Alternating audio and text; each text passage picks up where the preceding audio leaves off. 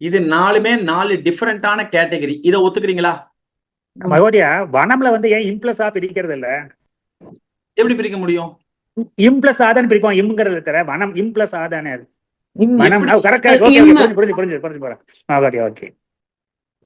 வன அதாவது வனமே அப்படின்னு இருந்ததுன்னா இம்ப்ளஸ் ஆனது இருக்கலாம். வனம்னு இம்லயே முடியறதே. Okay okay, correct. நல்லா புரிஞ்சுக்கோங்க. இது எல்லாம் டிஃபரெண்டான சப்தம். ஒத்துக்கிறீங்களா? ஆமா. சரி. ஆமா ஆமா ஒண்ணு புல்லிங்கம், ஒண்ணு ஸ்திரீலிங்கம், ஒண்ணு நபும்சகலிங்கம், ஒண்ணு வந்து அனதர் புல்லிங்கம். இப்போ என்ன தெரிஞ்சுக்கணும் தெரியுமா? இதுக்காக விபக்திகள் மாறிடுமா? ராம சப்தத்துக்கு பிரதமா விபக்தியிலேருந்து சம்போதன பிரதமா விபக்தி வரைக்கும் இருக்கு. ஒருவேளை ஸ்திரீலிங்க சப்தத்துக்கு திருத்தியா விபக்தியே வராம போயிடுமோ? ஒருவேளை நபும்சகலிங்கத்துக்கு சஷ்டி விபக்தியோ இல்லையோ? இது என்ன புதுசா ஒரு சப்தம் ராஜன் எல்லாம் வருது, இதுக்கெல்லாம் விபக்தியே கிடையாதோ?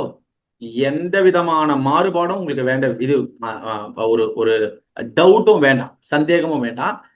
எல்லா சப்தங்களுக்கும் சப்த விபக்திகளும் கண்டிப்பா உண்டு. புரியுறதா? அதே மாதிரி ரூல் ஏதாவது மாறுமா? ஒரு ரூலும் மாறாது. அப்ப என்ன மாறும் அப்படின்னா, அந்த வார்த்தைகளை எடுத்து சொல்றோம் இல்லையா? ராமஹ, ராமௌ, ராமாஹா. அதே மாதிரி சீதஹ, சீதோ, சீதாஹான்னு சொல்ல முடியுமா? அந்த இடத்துல வந்து ரூல் மாறும். புரியுறதா? சீதா, சீதே, சீதாஹா. நபும்சகலிங்கத்துக்கு வனம், வனே, வனானி. இதெல்லாம் தான் இந்த சப்த ரூபங்கள் தான் மாறுமோ தவிர்த்து தாத்துவோ இல்ல வந்து விபக்தியோ, சாரி தாத்துண்ட பிறந்தோம், விபக்தியோ இல்லைன்னா வந்து சப்த ரூபங்களோ ஏதாவது மாறுமான்னா ஒண்ணுமே மாறாது. புரியுறதா? அதே ஏகவசனம் உண்டு, அதே த்விவசனம் உண்டு, அதே பகுவசனம் உண்டு. இப்ப இதுல யாருக்கு ஏதாவது டவுட் இருந்தா கேட்கலாம். புரிஞ்சது சுவாமி. புரிஞ்சது. சரி, சார் சந்திரசேகர். சின்ன டவுட் இருக்கு புரிஞ்சது மகோதயா, புரிஞ்சது. சரி, ரொம்ப கிளியரா சொன்னீங்க, புரிஞ்சது. சார். கேக்குறதா? ஒரு சின்ன டவுட் இருக்கு. நேத்து நீங்க எழுதினீங்க இல்லையா, இந்த ராம, கிருஷ்ண, கோபால, முகுந்த, சிவ அப்படின்னு சொல்லிட்டு, ஆமா, அத இன்னொரு தடவை கொஞ்சம் சொல்லி தர முடியுமா? சொல்லித்தர முடியுமேமா? ஏமா?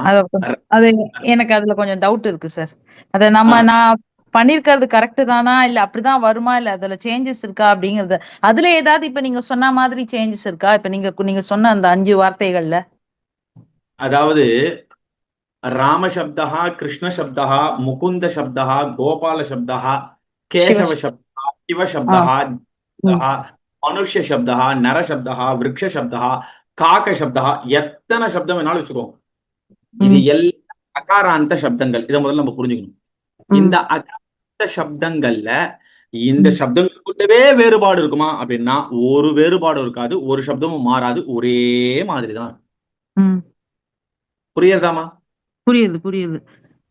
ஒண்ணுமே மாறாது. இப்ப எக்ஸாம்பிளுக்கு சொல்றீங்களே எப்படி அப்படின்னா, ராமஹ ராமோ ராமாஹா, விருக்ஷஹ விருக்ஷௌ விருக்ஷாஹா, அஜஹ அஜௌ அஜாஹா, சிவஹ சிவௌ சிவாஹா, காகஹ காகௌ காகாஹா, நரஹ நரௌ நராஹா, கஜஹ கஜௌ கஜாஹா. இதே மாதிரிதான்.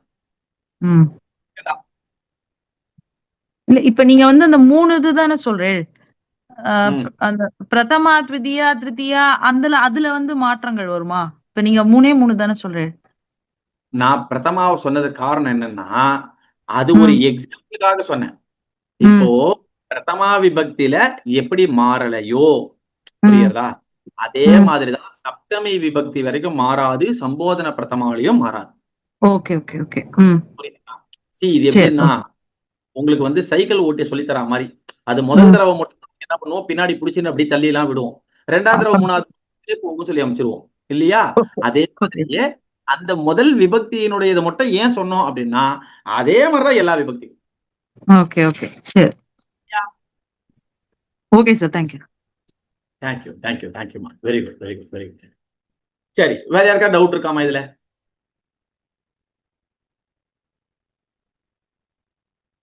சார், அந்த சப்தமி விபக்தி வரைக்கும் அந்த சவுண்ட்ஸ் இன்னொரு தடவை கொஞ்சம் சொல்லுங்களேன், அதை நான் கேட்கணும். ஒன்னும் பிரச்சனை இல்லம்மா, தாராளமா சொல்றேன். இப்போ உங்களுக்கு அகாராந்த சப்தம் தான் தேவை இல்லையா? ஆமா. அகாராந்தஹ பும்லிங்கஹ ராம சப்தஹ.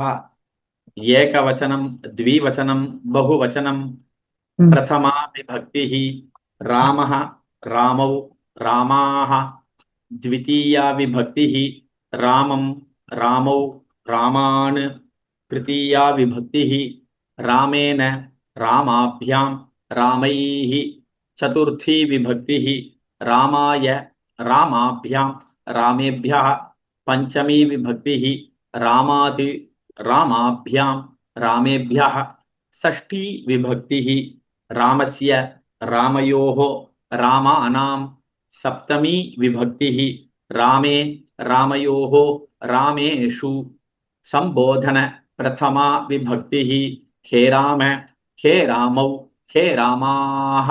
புரிஞ்சுதாமா?